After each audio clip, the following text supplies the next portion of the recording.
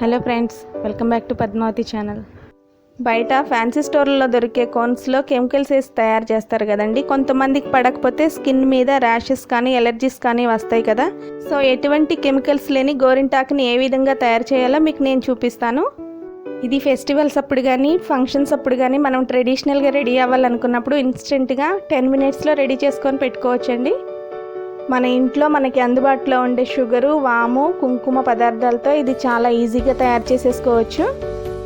కుంకుమ వచ్చేసి బాగా రెడ్ కలర్ ఉన్న కుంకుమ తీసుకున్నారంటే మనం గోరింటాకు పెట్టుకున్నప్పుడు బాగా రెడ్డిష్గా పండుతుంది మనకి.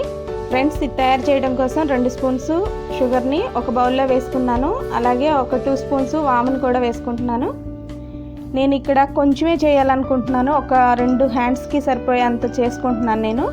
మీకు కావాలంటే దీన్ని డబల్ క్వాంటిటీతో ఎక్కువ తీసుకోవచ్చు, అప్పుడు కొంచెం ఎక్కువ వస్తుంది మనకి.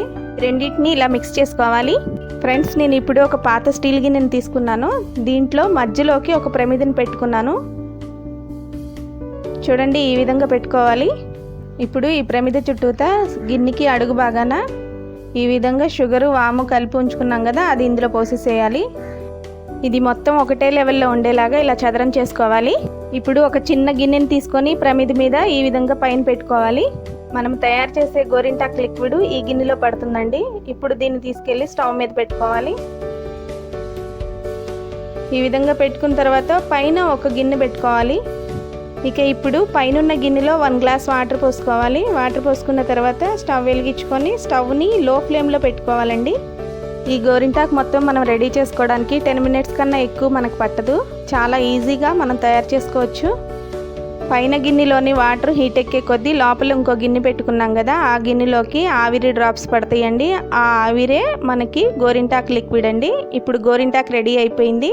ఇక ఇప్పుడు పైన గిన్నెని తీసి పక్కకు పెట్టేసేసుకోండి. చూడండి, మనకి గోరింటాకు లిక్విడ్ రెడీ అయిపోయింది. ఇది చాలా హీట్గా ఉంటుంది కాబట్టి చాలా జాగ్రత్తగా తీసి పక్కన ఉంచుకోండి. దీంట్లో కొద్దిగా కుంకుమ కలుపుకోవాలి. ఫస్ట్ ముందు కొంచెం వేసుకొని కలుపుకున్న తర్వాత బాగా పలచగా అనిపిస్తే ఇంకొంచెం వేసుకోవచ్చు కుంకాన్ని.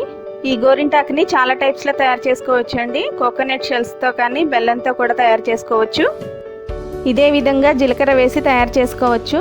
ఇక్కడ నేను షుగర్లో వాము వేసాను కదా, వాముకు బదులుగా జీలకర్ర వేసి తయారు చేసుకోవచ్చండి. కుంకుమ వేసి బాగా కలుపుకుంటే మనకి గోరింటాకు రెడీ అయిపోయినట్లే. ఇప్పుడు మనం దీనిని అరచేతులకి మనకు నచ్చిన డిజైన్స్లో నచ్చిన విధంగా పెట్టుకోవచ్చు. ఇక్కడ నేను చుక్కలుగా పెడుతున్నానండి. మీరు ఇంకొంచెం సన్నటి పుల్లని తీసుకొని మంచి డిజైన్ అయినా వేసుకోవచ్చు.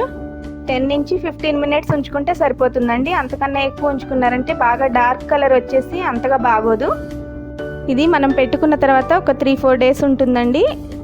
3 డేస్ ఉన్నా కానీ మన చేతులు చాలా బాగా పండి చాలా అందంగా ఉంటాయి. పైపెచ్చు ఇందులో మనం ఎటువంటి కెమికల్స్ యూజ్ చేయలేదు కాబట్టి మనకి సైడ్ ఎఫెక్ట్స్ అనేవి రావు. ఈ గోరింటాకు లిక్విడ్ని ఈ విధంగా తయారు చేసుకోవడం చాలా పాత పద్ధతి అండి. అప్పట్లో కోన్లు అవి లేవు కదా, మన పెద్దవాళ్ళు ఇదే విధంగా తయారు చేసుకునేవారంట. ఎంతైనా ఓల్డ్ ఈజ్ గోల్డ్ కదా. మొత్తం హ్యాండ్ అంతటికి మనం ఇలా డిజైన్ పెట్టుకొని తర్వాత ఒక 10 మినిట్స్ తర్వాత కడిగేసుకుందాం. కడిగేసిన తర్వాత మీకు ఒకసారి చూపిస్తానండి ఏ విధంగా పండుతుందో ఇది. ఈ గోరింటాకుతో పారాని కూడా పెట్టుకుంటారు. మామూలుగా అయితే పారాని తయారు చేయడానికి పసుపు, సర్ఫ్ వేసి తయారు చేస్తారు కదా, అది ఒక 2 అవర్స్ ఉంటుంది. ఆ తర్వాత కడగంగానే పోతుంది కదా. ఇది అలా కాదు, 2-3 డేస్ అయినా ఉంటుంది. ఇలా హ్యాండ్ అంతటికి డిజైన్ వేసుకోవడం అయిపోయింది. మొత్తం ఆరిపోయిన తర్వాత మీకు కడిగి చూపిస్తాను అన్నాను కదా, చూడండి ఎంత బాగుందో. సో నైస్ కదా, నాకు చాలా బాగా నచ్చేసింది. మీకు కూడా నచ్చినట్లయితే నా వీడియోకి ఒక లైక్ ఇచ్చేసేయండి. కామెంట్ పెట్టడం అస్సలు మర్చిపోవద్దు. ఫ్రెండ్స్, మీరు కూడా ఇదే విధంగా ఈ గోరింటాకుని తయారు చేసి మీ పిల్లల చేతులకి అప్పుడప్పుడు పెడుతూ ఉన్నారంటే వాళ్ళకు కూడా ఫ్యూచర్లో ఒక మెమరీస్ లాగా గుర్తుండిపోతాయి కదా. ఈ లిక్విడ్ ఎక్కువ కావాలనుకునేవారు కొంచెం ఎక్కువ తయారు చేసుకొని ఇలా చిన్న సైజు డబ్బాలో పోసుకొని మూత పెట్టి ఫ్రిడ్జ్లో స్టోర్ చేసుకొని ఉంచుకోవచ్చండి. మనకు కావాల్సినప్పుడు కుంకుమ కలుపుకొని దీన్ని యూజ్ చేసుకోవచ్చు. ఓకే ఫ్రెండ్స్, నా వీడియో కనుక నచ్చినట్లయితే లైక్ చేయండి, షేర్ చేయండి, సబ్స్క్రైబ్ చేసుకోండి. Okay, thank you.